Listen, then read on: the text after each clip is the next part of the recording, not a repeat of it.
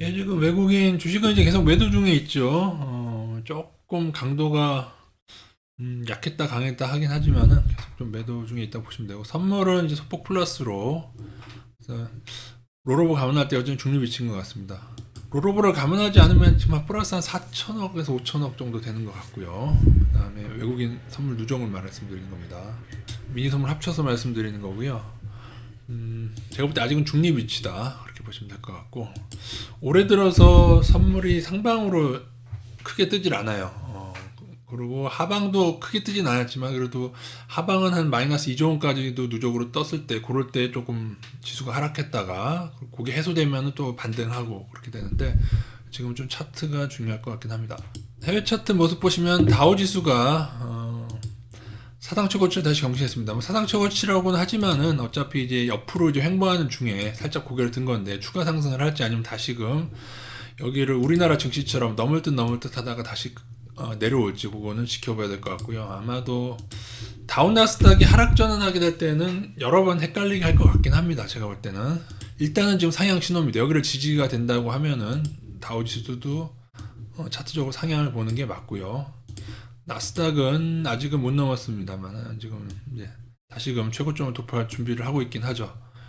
나스닥은 아마도 제 생각에는 이렇게 또 박스권 형성하면서, 이때도 박스권 형성하다가 돌파되고 오른 건데 비슷하게 하고, 이제 이후에는 이렇게 하다가 이제 한번 이제 크게 왔다 갔다 하더라도 나중에 언젠가는 한 단계 더 올라설지 뭐 여기서 그럴지 모르지만 한 단계 나중에 문제가 생기기 시작하면 한번 뚝 떨어질 텐데, 미증시는 가격 제한폭이 없기 때문에 지수 자체도 막 5% 이상, 막 10% 이상, 예전에 하루에 마이너스 18%인가 19% 떨어졌던 역사적인 날도 있었죠. 20몇 프로인가. 제가 말씀드리면 나스닥은 일단은 1차적으로는 이거를 기다릴 거고요. 그러니까 지금은 인버스 올인할 시기 아닙니다. 나스닥도 요거 깨지는 거 일단 기다릴 거고, 요거 깨지면 좀 나스닥 인버스 좀 꽤. 근데 이거를 깬다고 해도 이렇게 박스권을 형성해서 이렇게 옆으로 가면 소용이 없어요. 박스권이 이렇게 형성되면은, 그러니까는 이거 플러스, 그죠? 이 라인 플러스 이 라인도 중요시 여길 겁니다. 이제 이후에 나오면 박스권 형성할 거기 때문에 이 두 라인을 같이 깨게 된다 하면은 좀 인버스를 많이 가져가도 되겠죠. 그래도 장기 추세는 아니고 이것도 한 2년 추세에 깨진 거에 불과합니다. 예, 이제 진짜 폭락은 늘 말씀드렸다시피 월봉상에, 주봉으로 보는 게 낫나요? 월봉은 너무 많나? 주봉상에 장기 추세를 이제는 이렇게 이평선으로 잡아야 되는데, 이렇게 좀 여유 있게 잡았을 때 깨지려면 멀었죠. 깨지려면 멀었습니다. 이 중간에 뭐 어디까지 오르고 어떻게 되든 간에 나중에 이 장기 추세, 장기 이평선 추세로 잡아야 됩니다. 그 깨졌을 때, 물론 하나 더 넣는다면 아까처럼 이 라인 깨지는가, 지금 요걸 좀 보겠다 그 얘기죠, 제가. 어쨌든 이 라인이라도 좀 깨지게 되고, 이 아까 말씀드린 이게 이건데, 이렇게 두 라인이 깨지게 되면 그래도 조정이 좀 꽤 크게 올 수도 있습니다. 예, 근데 물론 꼭 끌어올리겠죠, 만약에 떨어지더라도. 그리고 근데 이게 아직은 추세가 안 깨졌기 때문에 한 번 더 튕겨 오를 가능성도 물론 있죠. 여기서 더 튕겨 오를 가능성도 물론 있습니다. 깨지기 전까지는 이 막판 스파트가 어디까지 이어질지는 알 수는 없는 상태긴 한데 계속 보고 있어야죠, 그죠?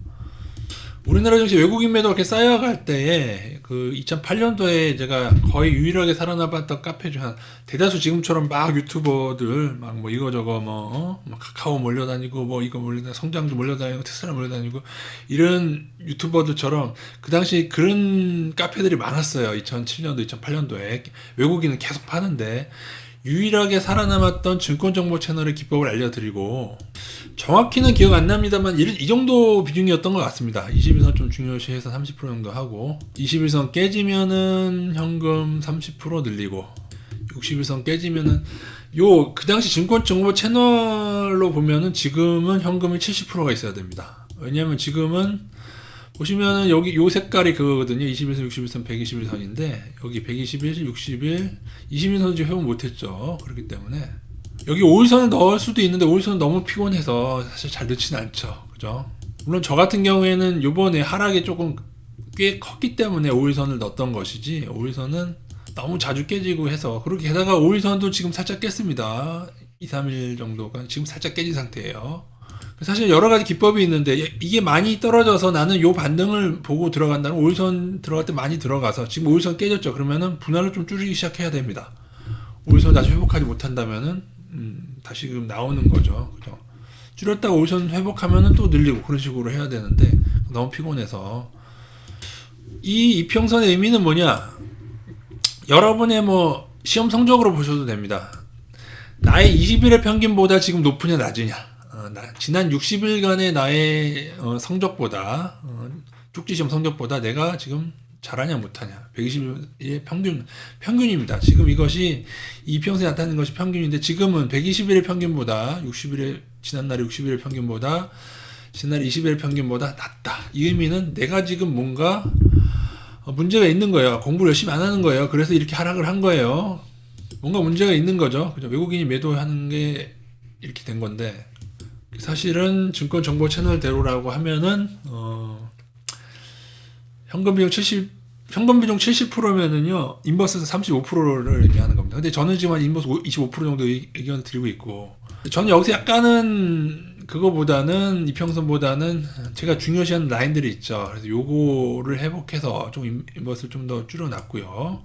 5일선 회복했을 때도 인버스 줄였죠. 그죠? 왜냐면은 많이 떨어졌기 때문에. 그래서 그건 좀 주요했던 것 같고, 그 다음 중요하게 보는 건 여기입니다. 21선도 21선이지만은 이 노란색 선이 21선도 중요해요. 회복하느냐에 따라서. 그런데 저는 일단 방금 이 라인을 좀 회복을 해야 되지 않겠나. 그리고 엄밀히는 사실 여기를 회복해야지 크게 오르는 거죠. 그죠? 그래서 지금은 제 생각에는 인버스 20에서 30% 정도는 가지고 가야 된다. 그리고 왜 그러냐 하면은 여러분 크게 상승할 때를 보세요. 이거는 중요한 지식인데 크게 상승할 때는 어떻게 돼요?